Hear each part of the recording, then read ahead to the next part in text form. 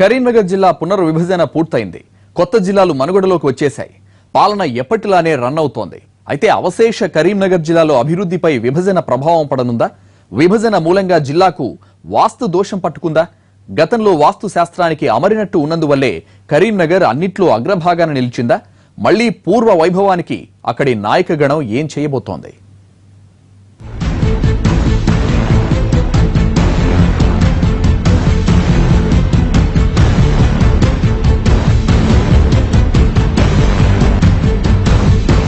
అవిభక్త కరీంనగర్ జిల్లా అంటేనే చైతన్య ప్రవాహం, అడుగడుగున పోరాటాల చరిత్ర ఉండేది కొత్త జిల్లాల ఏర్పాటుకు ముందున్న కరీంనగర్ జిల్లా. అస్తిత్వ ఉద్యమాలు మొదలుకుని నక్సల్బరి పోరాటం వరకు, మరోవైపు తెలంగాణ సాయుధ పోరాటం నుండి ప్రత్యేక తెలంగాణ ఉద్యమం వరకు పోరాడి గెలిచి నిలిచిన ప్రాంతం కరీంనగర్.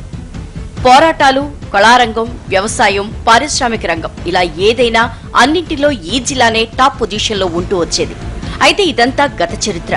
జిల్లాల పునర్విభజనతో కొత్తగా 3 జిల్లాలు ఏర్పడటంతో పాటుగా మరికొన్ని మండలాలు ఇతర జిల్లాల్లో కలవడంతో మిగిలిన కరీంనగర్ బోసిపోయిందనే చెప్పాలి.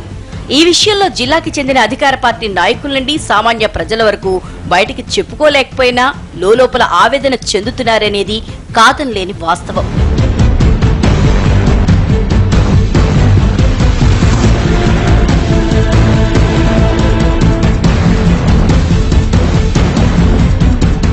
విభజనతో ప్రస్తుత కరీంనగర్ జిల్లాకు వాస్తు దోషం పట్టుకుందని జిల్లాకు చెందిన కొంతమంది జ్యోతిష్య పండితులు అభిప్రాయపడుతున్నారట.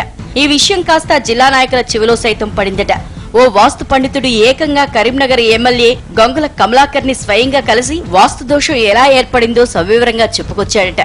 గతంలోనే అవిభక్త కరీంనగర్ జిల్లా 100% వాస్తు శాస్త్ర ప్రకారం ఉండటంతోనే అభివృద్ధి సాధ్యపడిందని, ఇక్కడి నాయకులు రాష్ట్ర, జాతీయ స్థాయి నాయకుల్లో రాణించారని వివరించారట.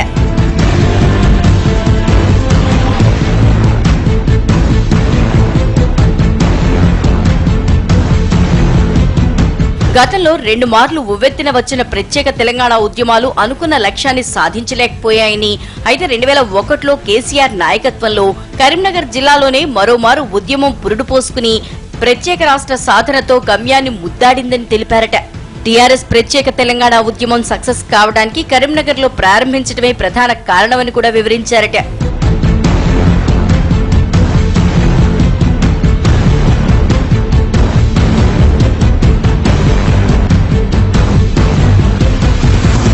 పోరాటాల ఖిల్లాతో పాటుగా ఆధ్యాత్మిక జిల్లాగా సైతం పేరున్న అవిభక్త కరీంనగర్ కు ప్రస్తుతం చెప్పుకోదగివి ఏమీ మిగల్లేదు.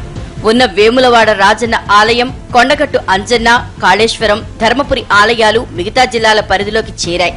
పోతే పోనీలే అనుకుంటే పోగా మిగిలిన భూభాగం వాస్తు ప్రకారం సరిగా లేదని తేలిందట. విభజన తర్వాత జిల్లాకు నైరుతి దిశలో మానేరు డ్యాం, పడమర్లో మధ్య మానేరు డ్యాంలు ఉన్నాయని, ఇది దోషకరమని, అదే సందర్భాల్లో ఉత్తర, ఈశాన్య ప్రాంతాలు తగ్గాయని, జమ్మికుంట, హుజూరాబాద్ ప్రాంతాలతో తూర్పు, దక్షిణ, ఆగ్నేయ ప్రాంతాలు పెరిగాయని, అవి శుభసూచకం కాదని సెలవిచ్చారట.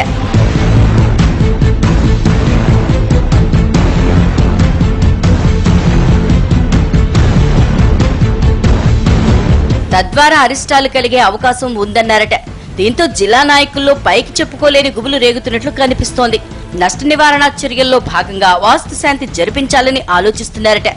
ఇందులో భాగంగా వాస్తు దోష నివారణకు జిల్లాకు ఈశాన్య ప్రాంతంలో చెరువులు, కుంటల అభివృద్ధితో పాటుగా నైరుతి దిశలో అష్టదిక్పాలక సహిత వాస్తు స్తూపం నిర్మించాలని వాస్తు పండితులు సూచించారట. అభివృద్ధి, ప్రజా సంక్షేమం దృష్ట్యా వాస్తు నిపుణుల సూచనలకు జిల్లా నేతలు కూడా సయ్యన్నట్లుగా సమాచారం. మరి చూడాలి కరీంనగర్ కి వాస్తు దోష నివారణ చర్యలు ఎంతవరకు కలిసొస్తాయో.